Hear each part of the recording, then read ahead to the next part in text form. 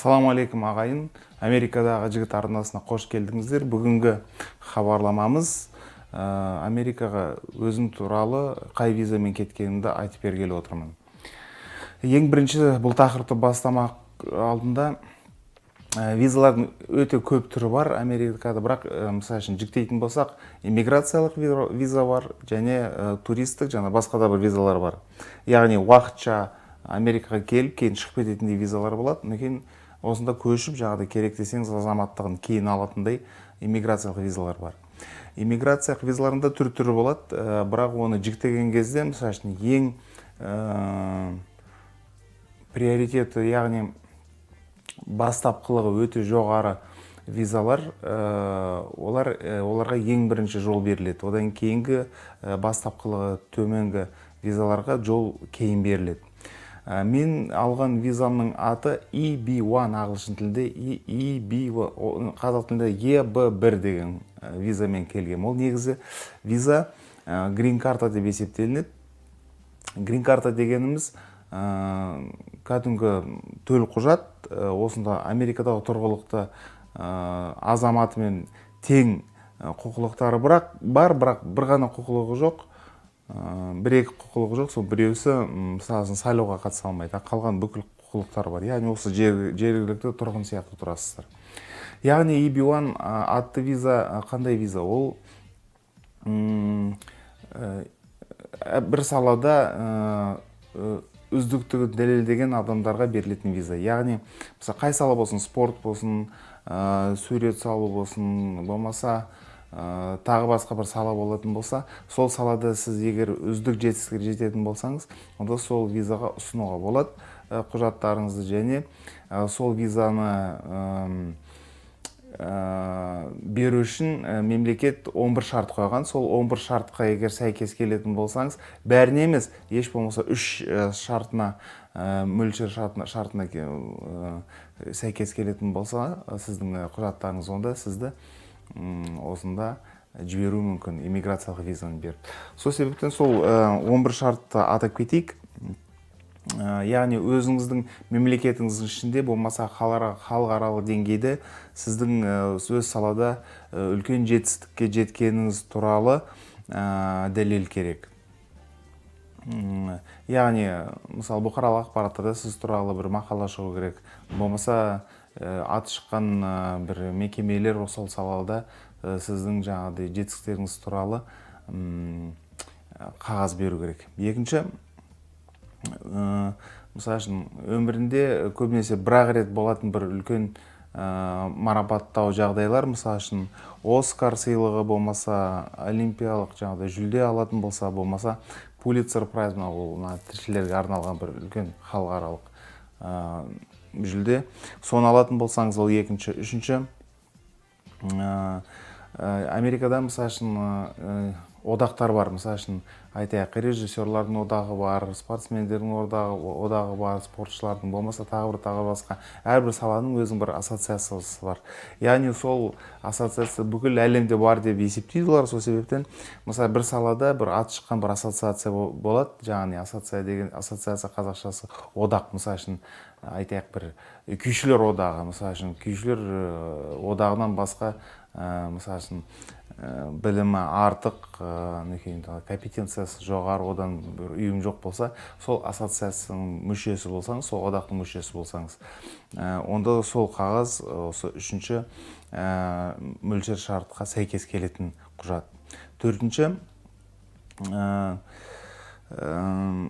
жаңағыдай сол салада шығатын басылымдарда сіздің жетістігіңіз туралы, өнер тапқаныңыз туралы жаңағыдай мақалалар шықса, ол да төртінші шарт болып келеді.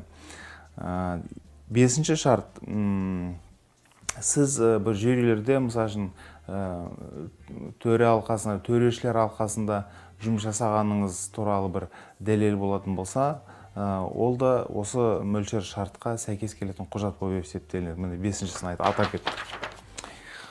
Алтыншысы, сіздің жаңағыдай ғылыми түрінде, академиялық түрде,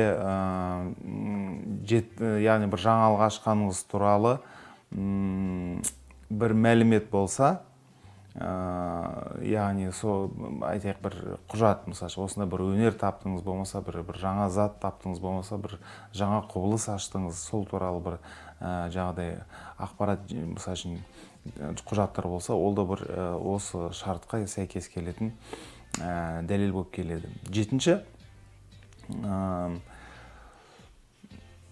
мысалы үшін әрбір үлкен бұқаралық ақпараттарда сіздің жаңағыдай осы дәл сіз сол өнер тапқаныңыз туралы, болмаса дәл сіз осы бір жаңалық ашқаныңыз туралы үлкен бұқаралық ақпараттарда бір мақала шықса, ол да мына жетінші мөлшер шартқа сәйкес келетін дәлел болып есептелінеді заң бойынша.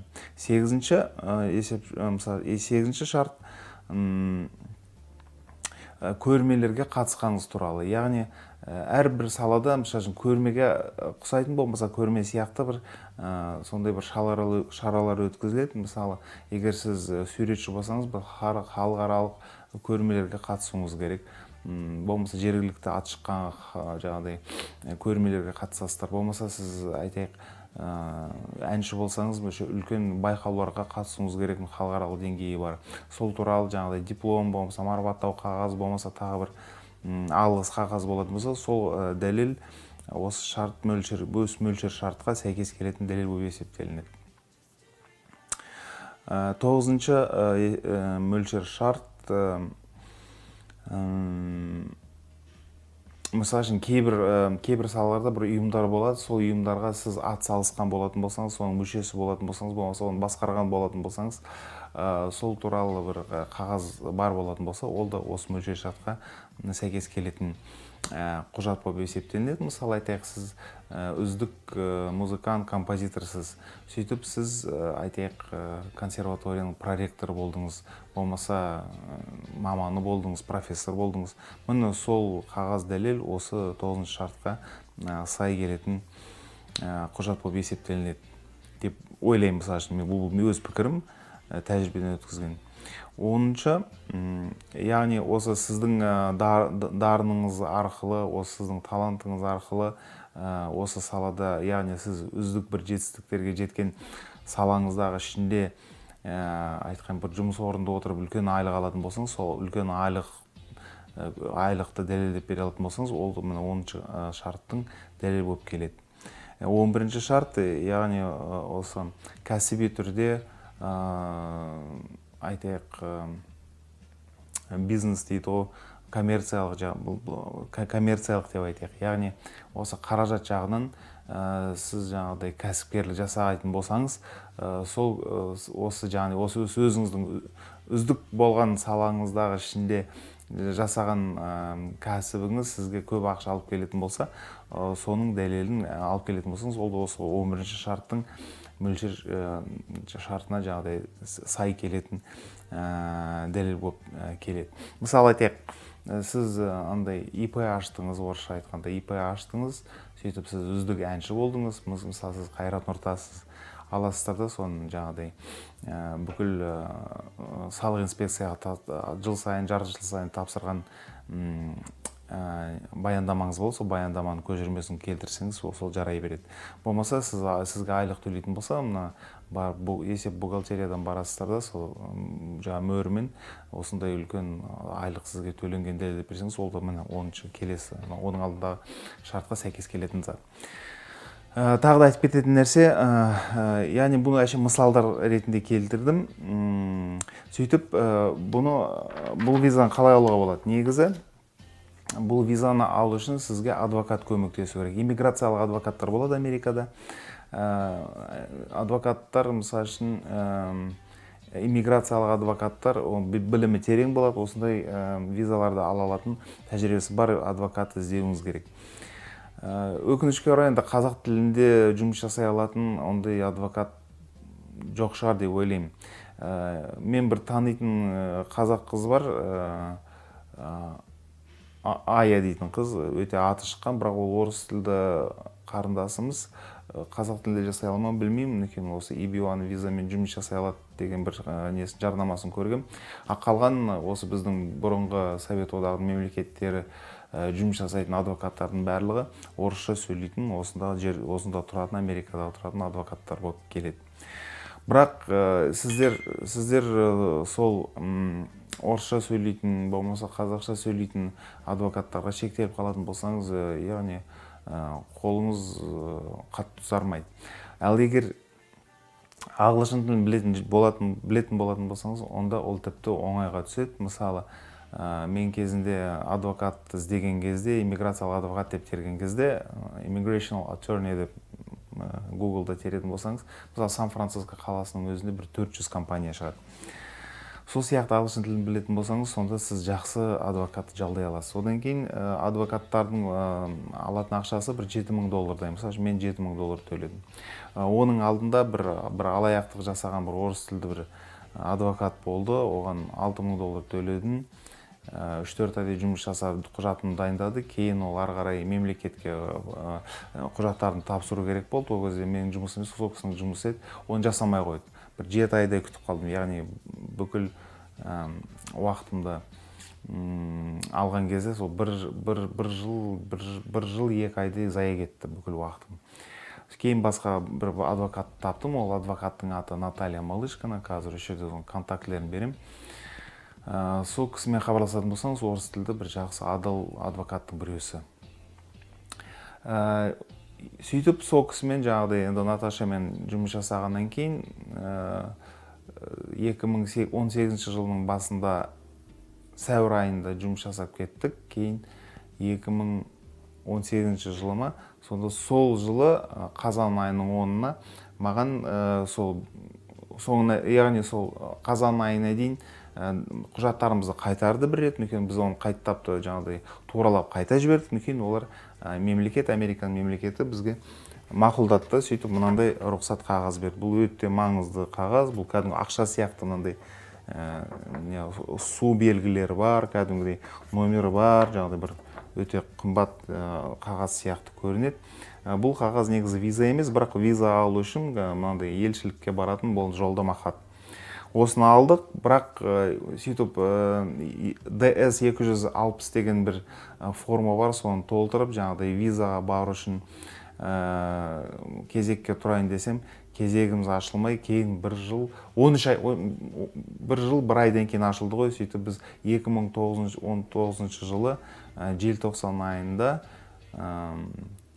10-шы жұлдызында бірақ бардық қой. Яғни қараңыз, қазан айы 2018 жылы қазан айының 10-на мына қағазды алатын болсам, 13 айдан кейін ғана консул шақырды ғой бізді, былай айтқанда. Сөйтіп бардық та визамызды алдық, бірақ сол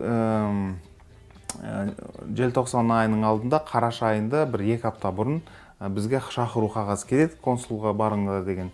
Бірақ оның алдында біз барып, сол Американың елшілігі бір емханалардың аккредитациясын жасап, тек сол емханадан барып медициналық қараудан өтуіңіз керек болады.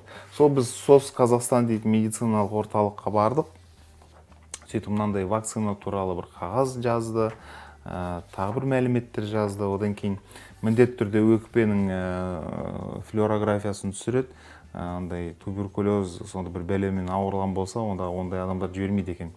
Бірақ сондай бір дақ пайда болса, кейін бәрі оны, мысалы, ауырмағаныңыз дәлелдеуге болады. Туберкулездің жаңағыдай бактериялық зерттеу жасайтын бір орындар болады, 45 күн кетеді.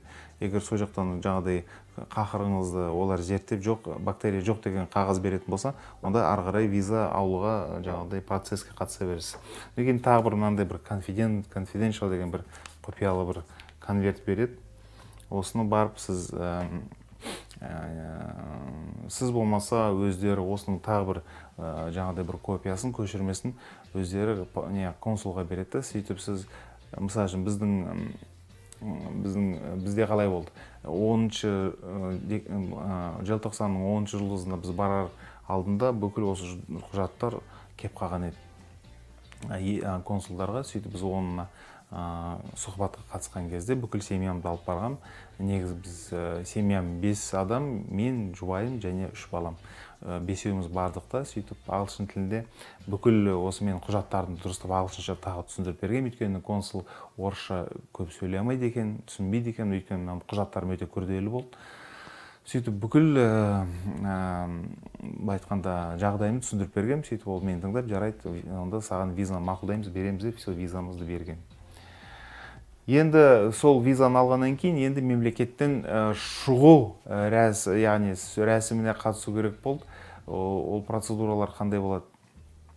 Біріншіден, балалар мектепте оқығаннан кейін білім министрлігінің бөлімшесіне барасыздар да, балалардың қолхатын олар жаңағыдай мақұлдайды. Балалар жазыңыз керек. Я мен өз еркіммен 10 жастан асатын болса, я мен өз еркіммен әке-шешеммен осы мемлекетке көшкім келеді деген қағазды алады. Сөйтіп олар мектептен шығуға рұқсат қағазын береді. Сол рұқсат қағазды алып біз миграциялық полицияға бардық та, сөйтіп арыз жаздық, осы мемлекеттен шығамыз дейтін. Миграциялық полицияға барғаннан кейін олар бүкіл прокуратура, ұлттық қауіпсіздік комитеті, одан кейін банкілердің, басқа да қандай істер қозғалды ма, қозғалмады ма, бүкіл дерек қорлардың бәрін тексереді. Сөйтіп сіз туралы ешқандай бір жаман мәлімет таппайтын болса, олар бір айдан кейін заң бойынша мынандай қағаз береді. Енді біз орыс тілінде решение, яғни шешім. Сіздерді, мысалы үшін, жақта фамилияңыз жазылады, Қазақстаннан шығуға рұқсат береміз деген осындай қағаз береді. Одан кейін бұл қағазбен ЦОНға барамыз. ЦОНға барғаннан кейін осы құжат біздің, яғни біз осы Қазақстаннан тіркеуден шығамыз дейтін, сөйтіп прописка дейді ғой, сөйтіп пропискадан шығарады.